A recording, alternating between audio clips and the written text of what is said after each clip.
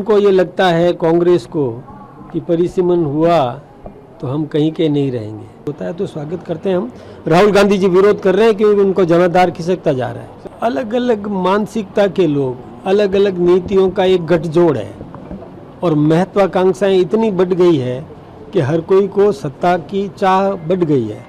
अब उनके यहाँ तो लक्ष्मण रेखाएं कई बार पार की है, कई बार लक्ष्मण रेखा पार करके इधर भी आए, फिर वापस उधर भी गए, उन्होंने छाती से गले से लगा दिया, फिर वो प्रोत्साहित कर रहे हैं। तो उनके तो यहाँ परंपरा है, वो लक्ष्मण रेखा तो उनके यहाँ है ही कहाँ। ये स्रोत है, उनके जीवन से हमें बहुत कुछ सीखने को मिलता है कि अनुकूल और विपरीत किसी भी प्रकार की परिस्थिति रहे, अडिग रहो अपने सिद्धांतों पर और कार्य प्रणाली पर और हमेशा लगे रहो। संगठन को हम मजबूत करें और राष्ट्र प्रथम की भावना उन्होंने हमको ये सीख दी है, इसलिए आज हम सब लगे हुए हैं। उन्हीं के बताए हुए मार्ग पर हम चल कर के संगठन को आगे बढ़ाने में जो कुछ भी हम कर सकते हैं वो हम कर रहे हैं। हमने उन्हीं से सीखा है। ऐसे ऐसे प्रेरणा पुंज रहे हमारे संगठन के अंदर। इनके साथ ही बाबड़ा जी थे और कई भंवरलाल जी शर्मा वगैरह राजस्थान के कई ऐसे नेता जिन्होंने हमेशा इस पार्टी को मजबूत करने में और इस राजस्थान के विकास में जो कुछ भी योगदान दे सकते थे उन्होंने बहुत कुछ दिया है।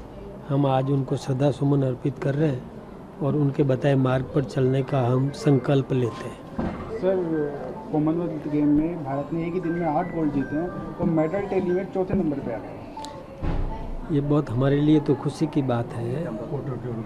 हाँ, और राजस्थान के भी उसमें कोटा के भी है, तो ये हमारे लिए बहुत अच्छी बात है। और खेल में अवसर प्रतिभा को मिलना चाहिए। प्रतिभा को ही अवसर मिलेगा तो प्रतिभा आगे बढ़ेगी।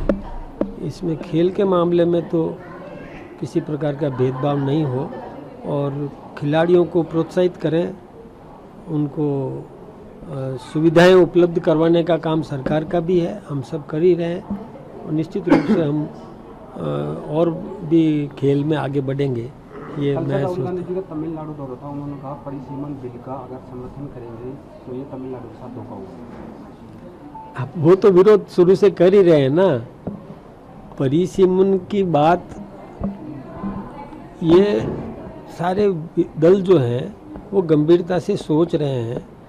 वो अब उनको ये लगता है कांग्रेस को कि परिसीमन हुआ तो हम कहीं के नहीं रहेंगे। अब वो काम ही नहीं करते, केवल इस ऐसे विरोध करने से थोड़ी चलता। देखिए, परिसीमन होता है तो छोटे छोटी विधानसभाएं बनेगी, लोकसभा के क्षेत्र भी छोटे होंगे। आज देखिए कई लोकसभा ऐसी है कि जिसमें 50 लाख जनसंख्या भी है, कई लोकसभा ऐसी है जिसमें 1 लाख जनसंख्या है। तो ये एक उसका तो करना ही पड़ेगा ना, डिलिमिटेशन तो होना ही चाहिए। दूसरा, महिला को अवसर मिले।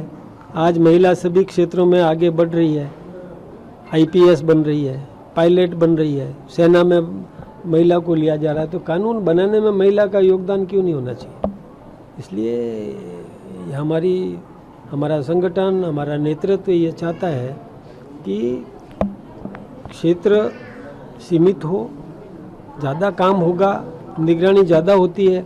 अब हमारा देखिए राजसमंद लोकसभा जो लगभग 500 किलोमीटर जिसकी लंबाई है, यानी कहाँ नाथद्वारा का जो वो क्षेत्र और कहाँ डेगाना का वो क्षेत्र और 4 जिले जिसमें है, तो यदि क्षेत्र निर्धारित संख्या के जनसंख्या के अनुरूप हो तो उसका विकास में योगदान मिलता है। क्यों हम छोटे राज्य की मांग करते रहे? छोटे राज्य क्यों मांगे? इसीलिए तो मांगे कि विकास का अवसर मिले लोगों को। तो ठीक है, इक्वल डिस्ट्रीब्यूशन और पॉपुलेशन बेसिस पर यदि डिलिमिटेशन होता है तो स्वागत करते हैं हम।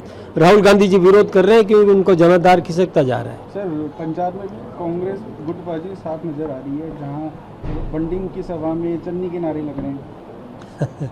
मैंने पहले भी कहा कि उनमें तो अलग अलग मानसिकता के लोग, अलग अलग नीतियों का एक गठजोड़ है और महत्वाकांक्षाएं इतनी बढ़ गई है कि हर कोई को सत्ता की चाह बढ़ गई है। संगठन के लिए वो लोग काम करने वाले हैं नहीं, इसलिए उनमें झगड़े होंगे। कल अशोक गहलोत जी ने कहा लक्ष्मण रेखा कोई पार नहीं करेगा, तो किसको इजाजत अब दी? उनके यहाँ तो लक्ष्मण रेखाएं कई बार पार की है, कई बार लक्ष्मण रेखा पार करके इधर भी आए, फिर वापस उधर भी गए, उन्होंने छाती से गले से लगा दिया, फिर वो प्रोत्साहित कर रहे हैं, तो उनके तो यहाँ परंपरा है, वो लक्ष्मण रेखा तो उनके यहाँ है ही कहाँ।